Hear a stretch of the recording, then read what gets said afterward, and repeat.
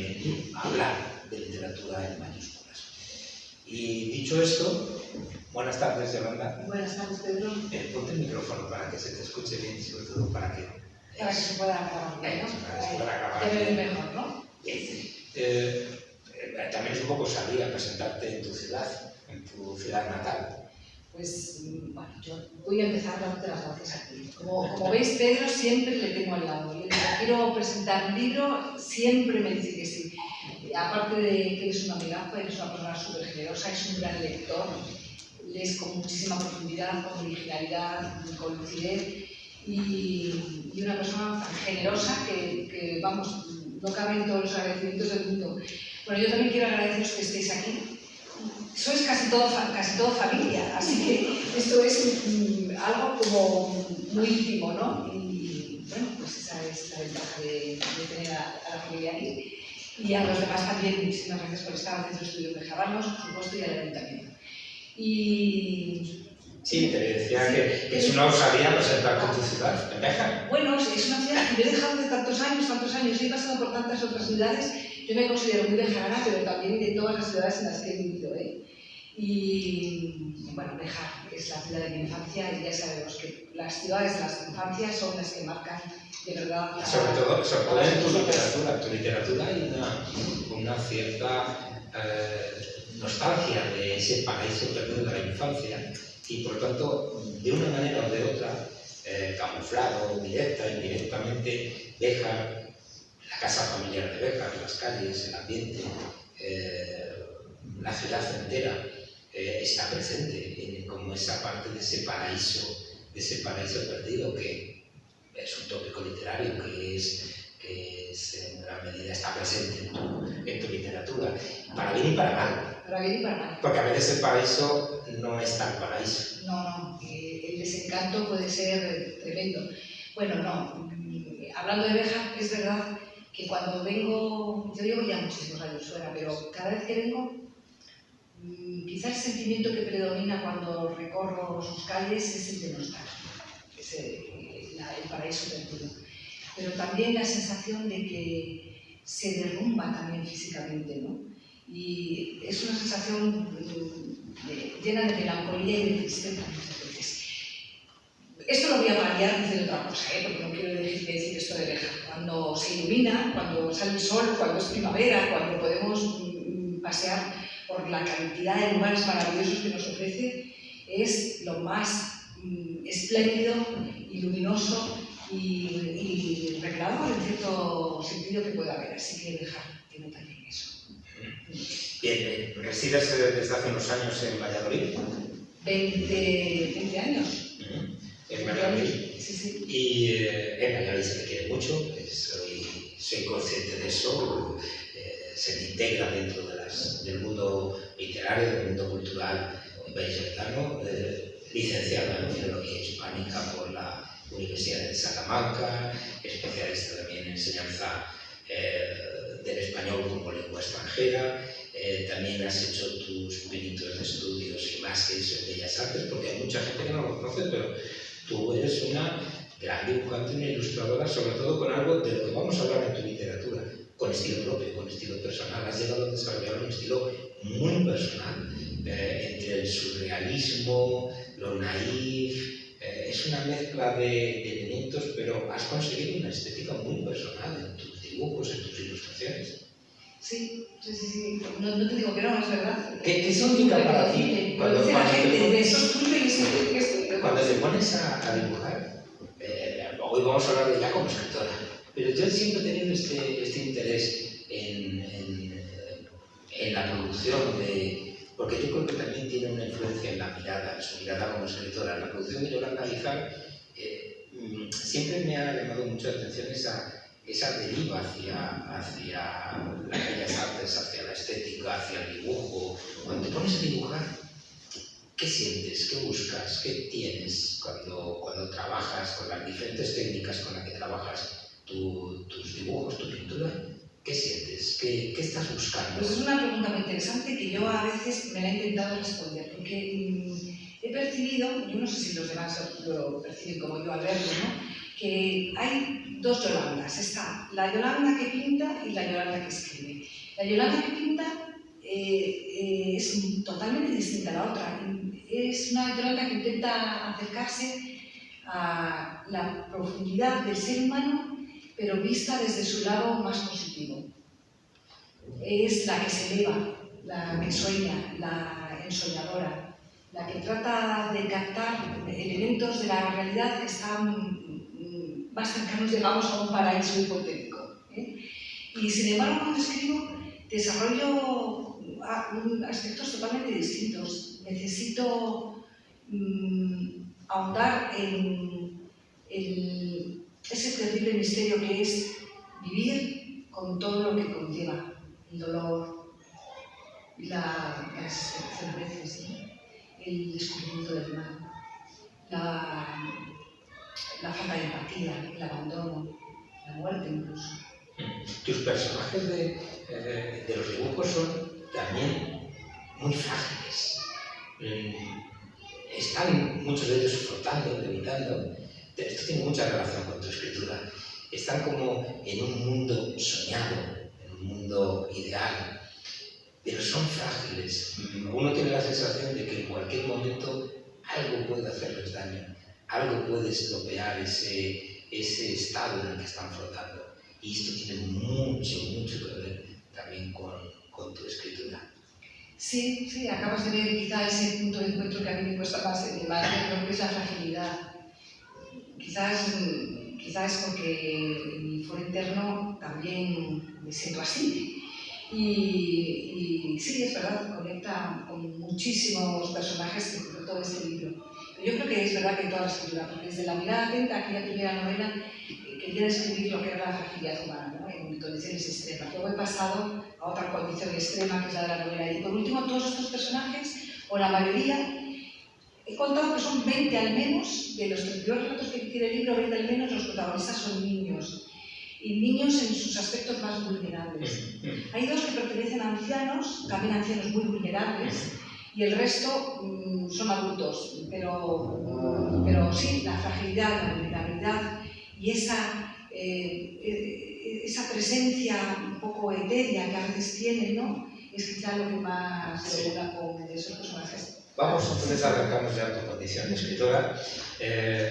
Todos la conocéis, no voy a profundizar demasiado en tus primeros libros, tus primeros escritos, pero quiero enmarcar desde el siglo XXI, desde el 2003 para acá, que empezaste a ganar premios y a publicar el premio de novela Carolina Coronado en esa primera novela, La mirada atenta, publicada en el 2003, el premio Cáceres de novela corta, en el 2003 también Paisajes para evitar la noche, y la última novela por ahora que nos has traído es una novela excepcional. Me has oído alabar esa novela como una de las mejores novelas de las últimas décadas en España, que es La hora del sosiego, una novela terrible que tiene mucho que ver, terrible y hermosa, que tiene mucho que ver con algunos de estos cuentos que estamos leyendo.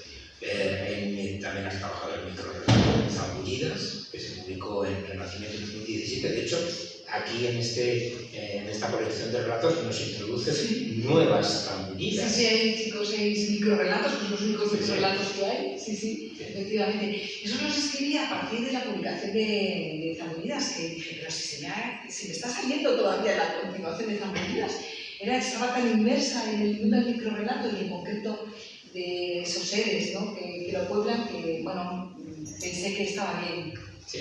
Y luego como poeta, que es con lo que debutaste, como poeta, nos ha regalado a tus lectores un libro de poesía soberbio, Lumbre y ceniza, premio internacional Miguel Hernández de Poesía 2019, y también fue finalista del premio de la crítica en el año 2020, el último que se convocó, porque desde entonces, bueno, 2021 después, y ya ahora parece que se va a retomar. Bien, entonces sí que quiero marcar algunos elementos comunes en tus últimos libros, que nos llevan directamente a Solo Triste de Oboe, que es el libro que vamos a publicar, que vamos a presentar hoy. Solo Triste de Oboe es un libro de relatos de diferente extensión, son 32 relatos, son 32 relatos, unos más breves que otros. El más largo es creo, es el más largo de esta colección. Tiene extensión variable. Algunos de ellos han sido publicados con anterioridad en antologías, en recopilatorios anteriores, unos poquitos. Yo no sé si los has modificado para aquí o vienen tal cual esos que ya habías publicado antes. No. Bien, tal cual. Sí, porque tengo que decir que cuando publico algo lo reviso mucho, entonces normalmente no tengo que volver a retocarlo, a no ser que quiera hacer una reestructuración, una reescritura, pero no, está bien tocado. Pues en este Solo triste de Goy, que es el título de uno de los cuentos, que está más o menos en la primera parte, en la parte central de la colección, se publica en la editorial Castilla Ediciones, y se publica en una colección que yo creo que está marcando ya un antes y un después en las colecciones de relatos en Castilla y León y en España, que es Cuentenario y Narrativa, que se empieza a construir porque la editorial Castilla Ediciones cumplía años y se necesitaba también un recopilatorio inicial, y de ahí salieron los cuentos pendientes, 43 voces del cuento castellano y leones del siglo XXI, en una selección y prólogo de José Ignacio García, que es el responsable de esta colección. Yo creo que es una de las colecciones que publican esta colección, ya es una garantía. Está muy bien, de calidad. Llevan 8 libros, pero la verdad es que sí, es una garantía de calidad. Aparte de las antológicas, también tienes. Sí. También luego se publicó una antología en la que se recogían voces femeninas, encontramos todas, 29 narradoras de un grupo de Castilla y León, y luego se han publicado colecciones de relatos individuales. Yo creo que ya eso es una garantía, entrar en esta colección es una garantía. Vamos entonces a por estos 32 relatos. Ni más ni menos. Estos 32 relatos. No vamos a hablar de todos, ¿no? Que están encabezados por una cita de Reina María Rilke.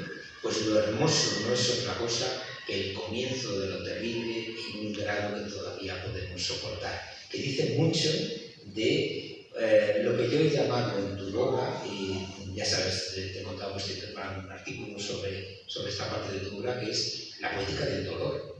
La poética del dolor. Entonces, eso, la hermosura, la belleza, a través del dolor, del sufrimiento, una especie de ascético, pero no tiene por qué tener una visión religiosa, espiritual es todo, pero religiosa, sino que hay que diferenciar entre espíritu y entonces es ese camino.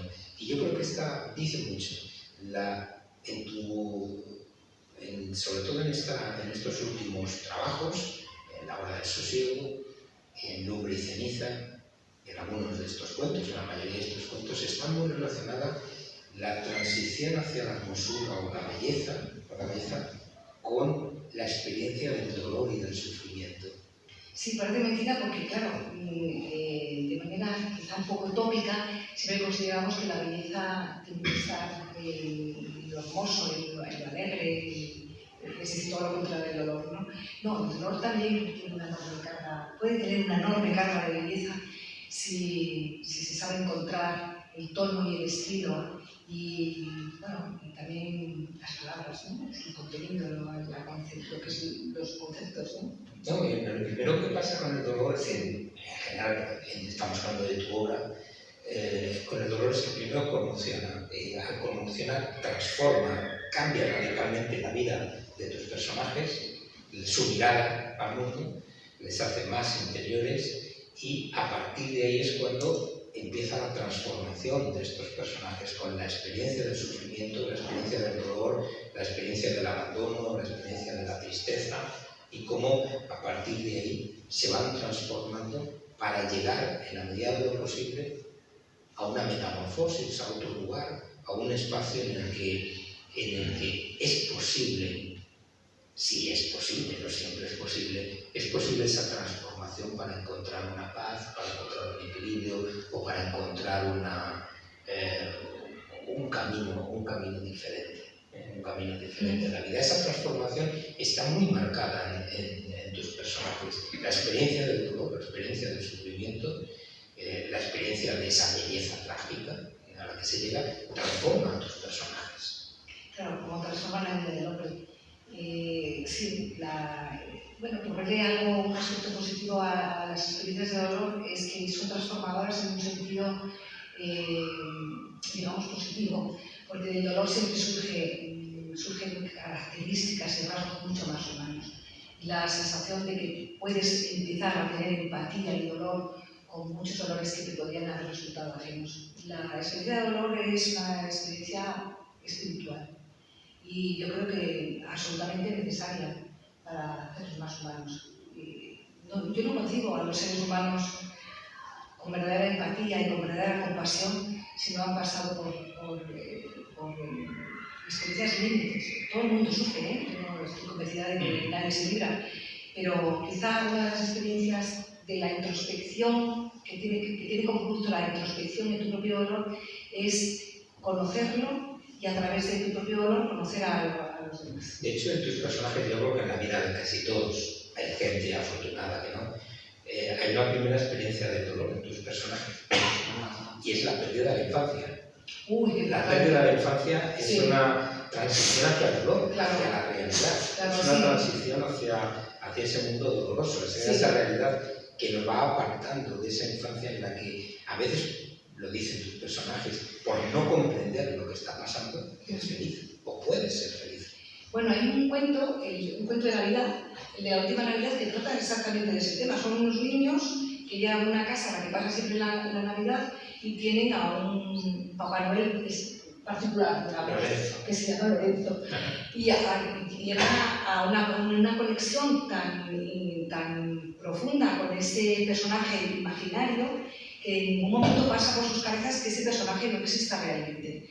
Hasta que los padres ven un peligro, ¿no? Han traspasado esa línea roja que les permite separar lo imaginario de lo real y les dice Lorenzo no existe. En ese momento en que esos niños se dan cuenta de que no existe, es cuando se acabó la infancia y se acabó la felicidad, porque la imaginación que se puede practicar, se puede decir, ay, ¿de dónde sacas las cosas? ¿Qué imaginación? Todo el mundo puede practicar la imaginación. Cuanto más imaginas, más fácil es. El mundo de los niños, quizás una de las características más importantes y diferenciadoras con respecto a los adultos, es que viven en el mundo de los sueños, en el mundo de la imaginación. Y son capaces, lo mismo que los sueños, otra cosa muy importante que hizo el mundo de los sueños, que lo veo mismo que en la imaginación, ¿no? Se parecen muchísimo en que son capaces los sueños, cuando estás soñando, de hacerte ver absolutamente real, increíble y verosímil las cosas más alucinantes y más increíbles del mundo, ¿no? El mundo de la imaginación y la creatividad en la escritura funciona de una manera muy parecida al de los sueños. Eres capaz de crear seres, circunstancias, conflictos, espacios y modelos temporales tan semejantes a los de los sueños y hacer que parezcan verosímiles. Y ocurre una cosa muy interesante cuando estás escribiendo con respecto a esto, es decir, cuando estás poniendo en práctica todo lo que es el mundo imaginario y creativo, que es que pones en marcha los mismos circuitos y los mismos paquetes neuronales que si lo estuvieras viviendo, de verdad. Eso está estudiado por la neurociencia. Sí. Es muy interesante. ¿Cómo se produce el proceso de empatía en la lectura? ¿Por qué una persona cuando está viendo algo que es conmovedor, que te saca de tus casillas, que te hace vibrar, en realidad esa es la función de la verdadera literatura? Eloy Tizón, que es un escritor que me encanta, lo decía, lo que diferencia la buena literatura de la mala literatura es que la mala literatura te deja sentado, pero la buena literatura te conmueve, te hace vibrar, te sacude. Bueno, pues lo que ocurre con estos circuitos neuronales cuando estás escribiendo es que te conmueven de la misma manera o te sacuden de la misma manera que si estuvieras teniendo esa experiencia. Esto lo voy a unir con lo de los niños, porque los niños viven siempre así. Todo lo que imaginan, todo lo que sueñan, lo viven como si fuera real. Para ellos no hay diferenciación entre el mundo real y el mundo imaginario. Lo maravilloso de la escritura es que se produce el mismo milagro, es un milagro, ¿no? El milagro de estar creando algo que tú estás viviendo con la misma intensidad que si Freud nos dice sobre, bueno, pues este proceso se repite en la lectura. Mueve los mismos paquetes neuronales que si fuera la realidad. Por eso decimos siempre que secuestras la voluntad del lector. Eres capaz de sacarle de su mundo, de su entorno, hacer que desconecte absolutamente de todos sus problemas, de toda su vida, de todo su ser, de su propio ego, de su propia identidad, y pasa a tener múltiples identidades y múltiples vidas. Eso es absolutamente fascinante y está estudiado por los neurocientíficos. Volvemos a los niños y a esa infancia, que trabajas en tus relatos, en Omniceniza, está muy trabajada en tu obra esa infancia como un lugar del que se parte siempre y que por una experiencia traumática se pierde. En la mayor parte de tus relatos los niños entran en el mundo de los adultos a partir de una experiencia traumática. Eso, Papá Noel no existe. Por ejemplo, sí. ¿Vale? Los hay mucho más graves, claro. Sí. Pero los hay mucho más graves. Por ejemplo, el de cruces. Exactamente. Hay algunos dolorosísimos. Muy Ahora hablaremos de algunos en concreto, sí, ¿no? Sí. Sin intentar desvelar el final. O desvelándolo. Yo siempre le digo que a mí no me importa, pero me dice, bueno, pero a los lectores a veces sí que les importa. Así que hay que respetar el nombre. Yo es que soy muy de revelar, y entonces mis hijos se revelan esta contra mí. Mamá, siempre estás contando todo. No lo vamos a hacer. Una de las cosas no lo vamos a hacer porque es importante, efectivamente, el argumento, la sorpresa argumental que encierran algunos de tus relatos, pero a mí me parece mucho más importante, luego lo hablaremos, la forma en la que están escritos, el trabajo estilístico con esos textos que a veces llegan hasta lo absolutamente poético, ¿no? Pero bueno, eso lo hablamos después. Volvemos a esa infancia de la que siempre se sale por una experiencia traumática en tus relatos, y una experiencia traumática en la que a veces los propios niños no son conscientes. De hecho, algunos de tus protagonistas son personas mayores que empiezan a analizar y se encuentran con la infancia, con lo que les pasó en la infancia, y entonces lo relacionan con su presente, se dan cuenta de que aquella experiencia traumática, que ellos quizá no vivieron como traumática, les lleva directamente a lo que son. Es una raíz directa. Somos la infancia. Sí. Qué bien esta asociación que has hecho. Pues sí, efectivamente. Vienen de experiencias muy traumáticas que esto no se me había ocurrido tanto como lo estás diciendo tú. Pues está en tus relatos. Es que, sí, pero sí, claro, sí. Cuando hablamos de la mayoría de los niños son abandonados, en concreto el de Clac, Clac, Clac. Sí. Y la niña de Clac, Clac, Clac, claro, tiene una experiencia muy tremendamente traumática que no la voy a desvelar porque esa sí que se desvela al final. Sí. Pero es verdad que hay otros Entonces, muchos. esa destrucción de la infancia se da a veces por la crueldad dentro de la familia, por abandonos. Esto nos lleva a uno de los argumentos. Ya sabes que los cuentos están relacionados siempre con unas estructuras. Todos los cuentos infantiles están relacionados con unas poquitas estructuras. Eso lo explicó Vladimir Propp y otros de los estudiosos, ¿no? Y una de esas estructuras, precisamente, es el abandono. El abandono. Los niños, recuerden el número de cuentos que ustedes conocen, de niños que son abandonados en los cuentos. Son abandonados o se pierden. Los cuentos antes de Disney, los padres abandonaban a los niños en el bosque porque no podían mantenerlos. Sí, es verdad, ocurre muchísimo. Porque es que se me está ocurriendo ahora algo que tampoco había pensado, pero es verdad. ¿De dónde procede mi obsesión con el abandono? Yo desde muy pequeña, mi terror era que me abandonaran, fíjate, yo no estoy abandonada, pero era el miedo que tenía, quizás un miedo muy común a los niños, incluso los niños. Igual que los padres tienen miedo a perder. Pero es que fíjate que lo que me pasa a mí ahora es que yo tengo miedo a perderme. Tengo 63 años. Y todavía sigo teniendo miedo a perderme. Voy por las calles y digo, seguro que me voy a perder. Seguro que me voy a perder. Y claro, busco casi la pérdida, porque cuando mandas esos mensajes, como decía Jung, te pierdes, ¿no? Así que sí, muy bien relacionado. Sí. Pues esos niños muchas veces son abandonados, pero son abandonados en situaciones, a veces no es el abandono tal cual, es el abandono simplemente porque los padres han muerto de una forma trágica, o se han ido para no hacerles daño, como es algún otro caso, ¿no? Entonces, ese núcleo en el que se está destruyendo la infancia, y los niños van precisamente a la imaginación, o los adultos cuando son mayores y recuerdan esa infancia en tus relatos, van a el sueño. El sueño, que es una de las características esenciales, es abrir una puerta hacia un mundo que puedes construir, que puedes, no sé si controlar en tus relatos, pero sí puedes construir. Estás en un mundo que no es el de la realidad, que no es el de la sirve como guía, ¿no? Sí, es otro camino. Tú además lo relacionas en varios casos con una puerta.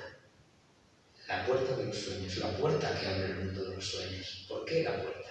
Que bueno, si hay un concreto, un microrelato que quizá lo podría leer, de los de Zambulidas, Venga, vamos a ver, que ya seguro que están aburridos. No se me ocurrió leer este, pero ahora que lo dices, ¿dónde está este? 161. Pero es verdad que es muy revelador lo que estás diciendo, porque hay una puerta. ¿Y cuál es este? Es el río y la puerta. Es el río y la puerta, 173. Sí. Bueno, pues os lo voy a leer, es un relato muy... Porque además este relato me sirve para hablar de otra obsesión en tus relatos. Que tú me descubres muchas cosas a mí, ¿eh? Porque tenéis que saber que los escritores escribimos, pero luego la interpretación de nuestra escritura la suelen hacer los expertos críticos como Pedro. El río y la puerta, no existe. Que otras veces interpretamos mal los autores, ¿no? 1. Por la puerta de mi casa pasa un río. Pasa un río no inocente, puesto que lo ha puesto allí la mano del hombre. Un día vinieron los ingenieros, hablaron con mis padres, dejaron sobre la mesa de la cocina un sobre con muchísimo dinero y se fueron. Mi madre estaba pálida y lloraba sobre un pañuelo blanco, escondiendo su rostro para que yo no la viera. Mi padre contó el dinero y suspiró. Luego hicimos las maletas, cargamos el viejo tractor con todos los enseres y las gallinas y pasamos 2 años peregrinando por las casas de mis tíos. Ahora vivo cerca de mi antigua casa. Cada mañana me pongo el traje de buceo y desciendo. Por la puerta de madera, con algas y pececillos, pasa el río lentamente, sin agobios. Yo hago lo mismo. Me deslizo por el hueco de la puerta y entro en mi cuarto. Allí están todavía los ojos de mi muñeca de cartón y mis libros y mi pupitre, y mi caja de secretos, la cortina de flores, todos levitando. El río me pertenece, aunque los ingenieros piensen lo contrario. La puerta, sin embargo, es de mis sueños. Tiene la puerta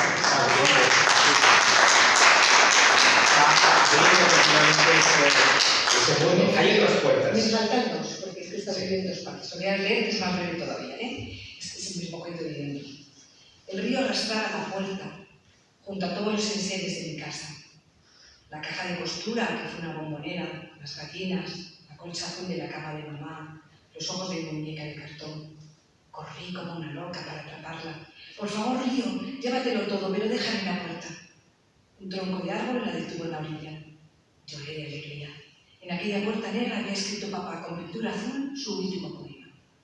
El poema hablaba de un río que se llevaba a mi casa, pero que contenía mi corazón.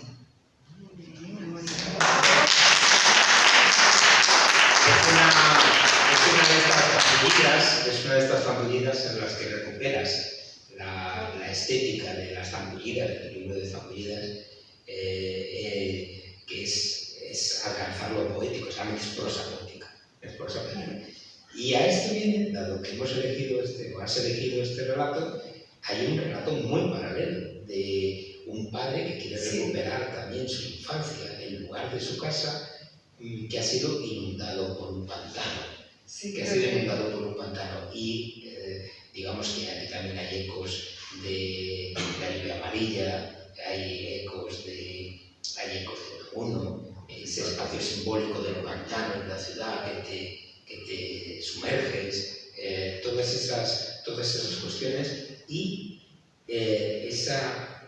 pero yo quería ir a otra cuestión, la presencia del acuático casi como obsesión en tu literatura. No sé si eres consciente. En este libro está lleno de agua, pantanos, Charcas, ríos, lagunas, charcas, lluvia. También estaba en este último poemario tuyo, estaba evidentemente en esa isla desierta, paradisíaca, rodeada de agua, con huracanes, sí, con todo. ¿Por qué lo acuático? ¿Por qué si lo has reflexionado, ¿por qué esa obsesión con lo acuático? No he logrado dar con el quid de la cuestión de lo acuático en mi vida, pero sí, bueno, sí, quizá proviene de ahí, es que estoy contando muchas cosas personales, pero bueno, estamos en familia. Eso no me Ha habido una época de mi vida en que tenía muchas pesadillas. Fijaos lo que os voy a contar. Las principales pesadillas y las que más marcada me dejaron eran pesadillas que casi, no, es que os voy a aterrorizar, es que si no va a parecer una presentación de terror, pero el agua tenía muchísimo que ver.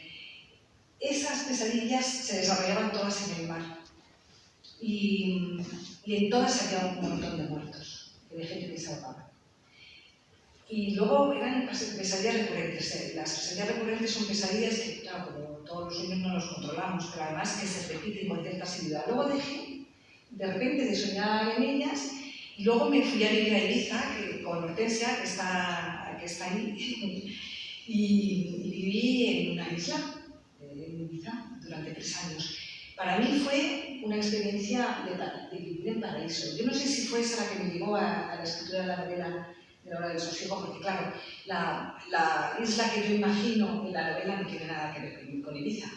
Es una isla solo para ella, ¿no? Absolutamente desértica, y esta es otra cosa, ¿no? Pero aún así, sí, la atracción del agua, quizá por ser de tierra adentro, también se me ocurre pensar, no sé.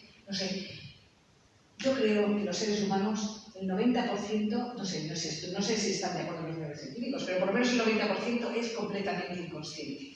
Nuestra identidad pertenece a la inconsciencia, a lo subconsciente. Por eso el mundo de los sueños muchas veces nos revela mucho más de lo que somos, de nuestra propia identidad y de cómo pensamos, sentimos y maniobramos con respecto a la realidad que el recuerdo. De hecho, tu literatura está llena de ese mundo de lo onírico, ese momento en el que la realidad se transforma y empieza a entrar en un mundo no de lo fantástico, sino el mundo de los sueños, porque el mundo de los sueños no es exactamente fantástico. Entonces empiezas a entrar en el mundo de lo fantástico y esa no división exacta entre los dos mundos produce en tu literatura imágenes prodigiosas, imágenes muy potentes, muy poderosas, ¿no? Es verdad que yo podría dividir casi este libro entre los realistas y los que no lo son. Pero es verdad que hay una línea muy frágil que separa lo realista de lo que no lo es, incluso, bueno, sobre todo en mis cuentos. Tengo una percepción de la realidad muy teñida de todo lo onírico.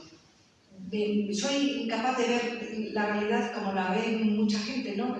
Bien asentada con raíces en la realidad. Creo que no, que la realidad es inestable, la realidad no nos pertenece y es inasible, no nos pertenece porque es inasible. Esto se ha escrito mucho, no estoy diciendo nada nuevo. La realidad realmente para los científicos no existe, ni siquiera el recuerdo. Los recuerdos están completamente tenidos pero mira, quería hacer referencia a porque con lo que estabas hablando me he acordado al niño que tiene 12 años de Solo Triste de Oboe, y vamos a ir ahora a hablar, sí, pero ya hablamos de Solo Triste de Oboe. Porque hablando de sueños, sí, esa raíz de lo que tú hablabas de los sueños, quizá sí, sea bien traído, ¿no? Sí. El niño de Solo Triste de Oboe es un niño que vive en un mundo por completo terminal. Es un relato distópico. En este libro hay al menos 3 o 4 relatos. Es que es lo que iba a decir, hablas de realidad, sí, hablas del mundo onírico, y pasamos a la distopía. Curiosamente, yo no te había visto trabajar también lo distópico en varios de tus relatos, al menos 3 o 4 relatos que trabajan sobre lo distópico. Me interesa mucho Solo Triste de la distopía, que es algo que no se imaginaba. Yo supongo que sí que sabemos de lo que estamos hablando. Lo que antes se llamaba utopía, ahora se ha transformado en distopía porque siempre suele tener unos elementos negativos. Digamos que la distopía es el lado contrario de la utopía. La utopía es el sueño de un mundo perfecto y la distopía es la percepción de un mundo evanescente y destruido, sobre todo destruido. Esa sería la distopía.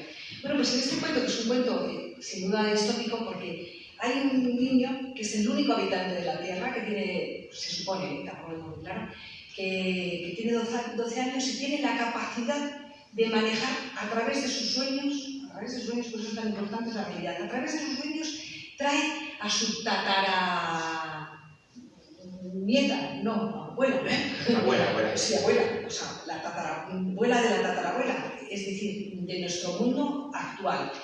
Y esta señora de repente entra en un mundo en el que no hay nada, ninguna referencia que le pueda indicar que vive en la realidad. No, vamos a insistir en esto. El niño no es que imagine a su abuela, es que trae a su abuela. La trae físicamente, sí, a través de la cara, sí. Y bueno, no sé si contar más, pero bueno, solo quería decir que este niño era como el propietario de los sueños, no que era el único que quedaba en la importador.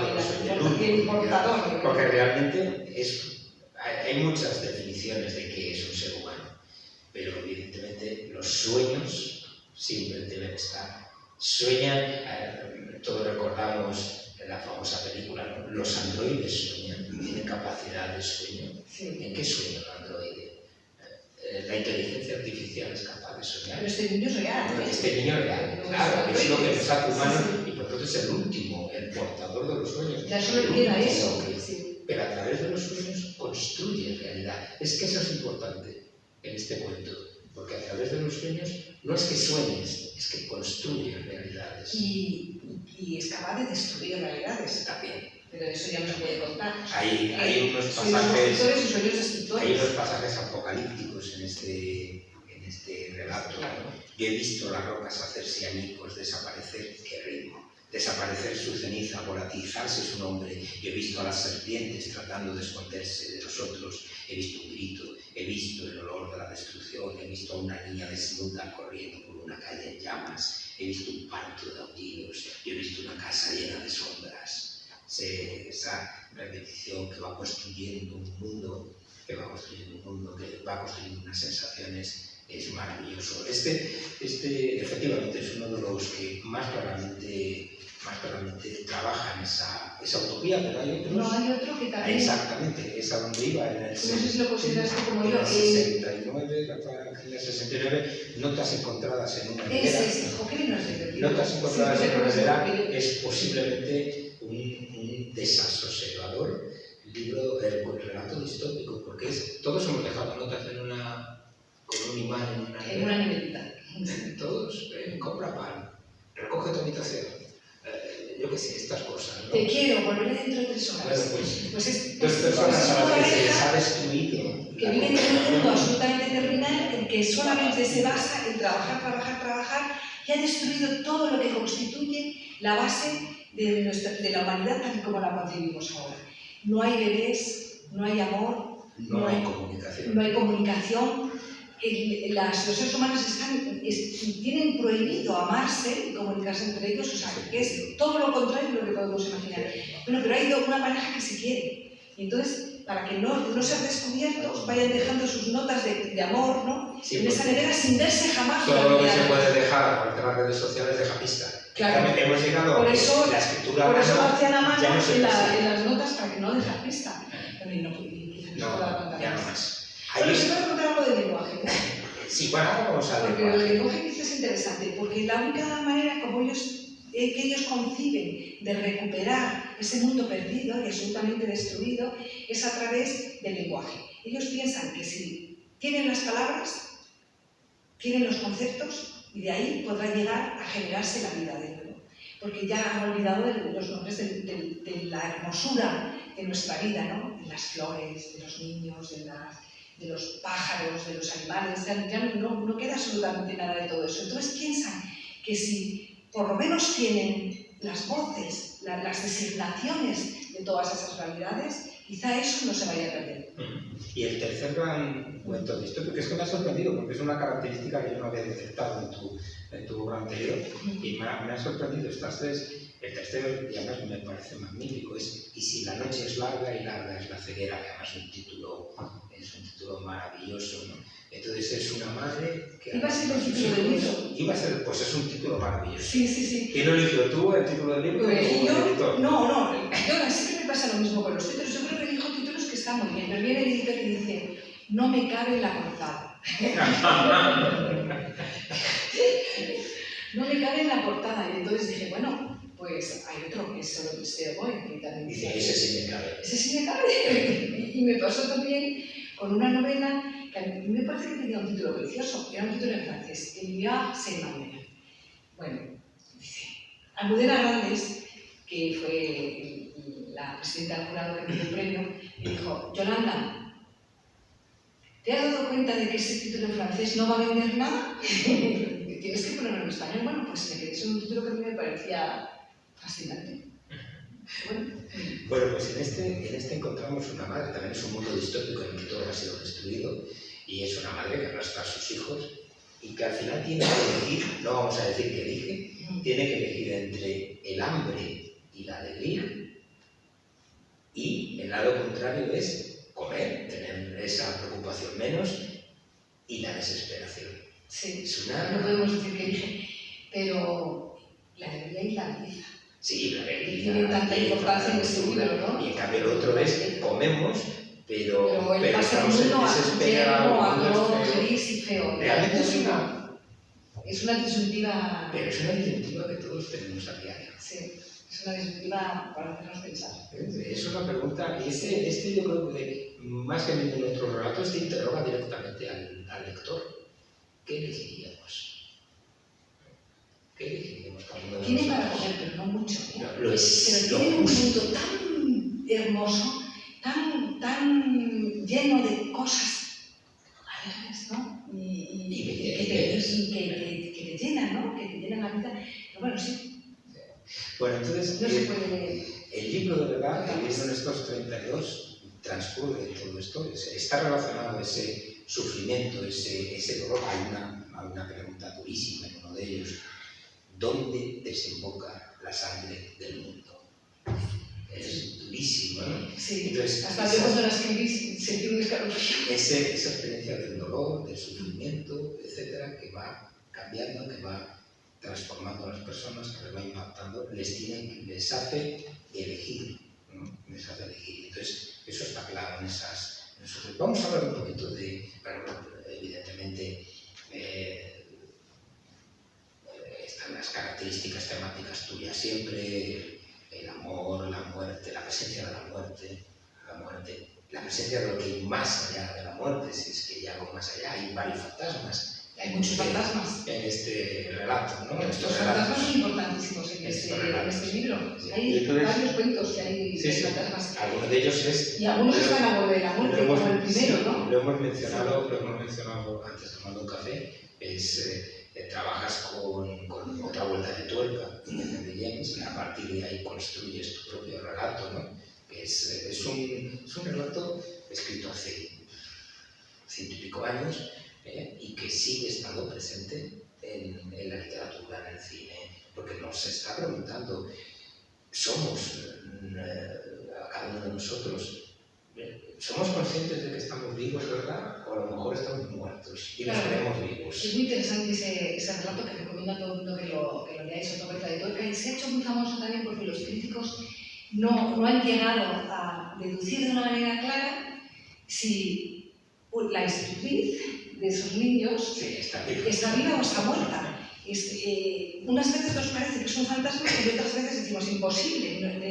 Es un cuento maravilloso porque engaña a los sentidos del lector. O sea, tiene la habilidad de hacer que nunca llegue a tener la suficiente claridad con respecto a lo que es la vida y lo que es la muerte, y lo que es estar vivo y lo que es estar muerto. Y sobre todo la concepción del propio relato, porque no se sabe de qué género es. Si consideras que es un fantasma, es un género de fantasmas, pero si consideras que no lo es un género absolutamente realista. Entonces es muy interesante, ¿no? Sí. Es un llamado a Vamos, porque tenemos que ir terminando ya, por lo que habíamos dicho. al principio porque hay que cerrar a las 8. Entonces, no quiero dejar de hablar de la presencia de lo metaliterario en varios de tus cuentos, ¿no? De la referencia a la propia escritura, a la propia condición de escritora. Hay uno que es directamente, ¿no? Que es la habitación propia, que resulta que es un coche, es un cuatro latas. Sí. Es también encantado. Y el último, continuamente estás hablando de esa escritura, porque incluso esos dos personajes que hemos dicho antes, que se están escribiendo tras la escritura, está construyendo esa relación, la propia escritura, ¿no? Hay varios, y hay otro relato en el que un personaje tacha la palabra esperanza. Ese gesto de tachar la palabra esperanza es la escritura también, pero donde más claramente se ve es en el de Cantar. Y lo voy a leer, porque lo tengo aquí señalado, porque es verdad que la metaliteratura para mí es esencial, o sea, hacer una reflexión al mismo tiempo que escribo los relatos sobre lo que es la propia escritura, ¿no?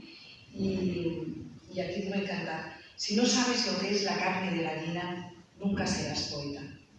Me lo dijo mi hermana mayor cuando me vio llorar bajo la cama envuelta en poemas desgarrados. De la sábana caían las letras a cámara lenta. Te tienen que abrir la carne, tienen que intentar matarte. Verás a Dios y luego ya no lo verás nunca y sabrás lo que es el abandono. Los cometas rasgarán tus entrañas y los gritos. Los cometas para que te posea el terror de la infinitud y los gritos para que arañes la muerte y sueñes que la has vencido y sepas lo que es la vida. Bueno, pues, este relato de Cantar, además el canto, que es muy importante, este relato de Cantar quizá es lo más, no voy a decir autobiográfico, voy a decir autobiográfico de la voz poética, de la voz narradora, que es diferente. Sí. Entonces es la propia construcción de tu característica como escritora. Ahí, un poquito antes del párrafo que has leído, dices algo que yo creo que define exactamente la mayor parte de los relatos de este libro, define exactamente también la hora del sosiego, define exactamente también lumbre y ceniza. Yo vi a la Virgen en un salón de caoba y quizá allí registré mi primera experiencia poética. Palpar la extrañeza de vivir en un mundo sin tiempo, sin espacio, sin límites, la conciencia arrebatada por el misterio. Es decir, esa experiencia de lo misterioso, de lo que está más allá, que nos empuja, que nos hace ir a otro lugar, a otro espacio, y luego intentar